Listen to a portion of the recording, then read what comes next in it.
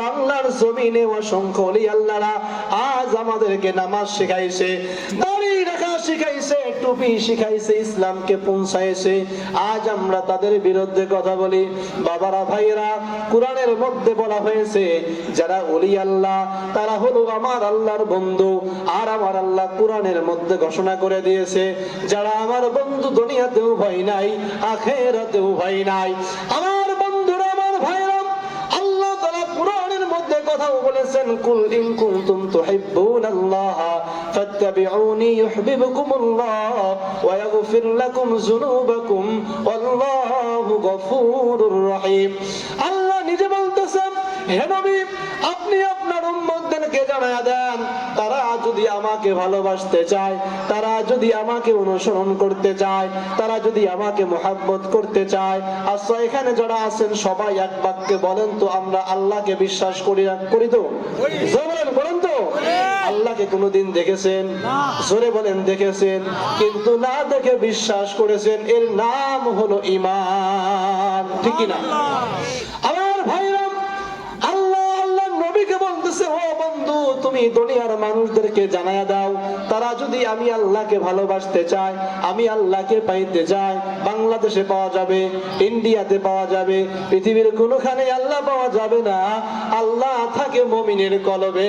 জোরে বলেন আল্লাহু আকবার। আমার ভাইরা, আল্লাহর নবী বলতেছে, তোমরা যদি আল্লাহকে খুশি করতে চাও, আল্লাহকে পাইতে চাও, তাহলে সরাসরি মুহাম্মদকে ভালোবাসো। জোরে বলেন সুবহানাল্লাহ। এইখানে যারা আছেন সবাই এক বাক্যে উত্তর দিবেন, মুহাম্মাদুর রাসূলুল্লাহ সাল্লাল্লাহু আলাইহি ওয়াসাল্লামকে কেউ দেখেছেন? জোরে বলেন দেখেছেন। কিন্তু বিশ্বাস করেন, মুহাব্বত করেন, কথা বলেন ঠিক কিনা? আমার বন্ধুরা, আমার নবী বলেছে, আমি মদিনা থেকে শুয়ে শুয়ে পুরা পৃথিবীর জাররা জাররা জায়গায়, সব জায়গায় আমি দেখি, সব জায়গায় আমি নবী আছি। মদিনা থেকে আমি স্বচক্ষে আমার উম্মতের দরুদ ও সালাম শুনি। আর সেই নবী বলতেছেন, আমি মদিনায় ঘুমিয়েছে জিন্দা নবী। আমাকে কেউ যদি মুহাব্বত করতে চাও, ভালোবাসতে চাও, দুনিয়ার বুকে ওলি আল্লাহদের গুণগান বেশি বেশি গাও।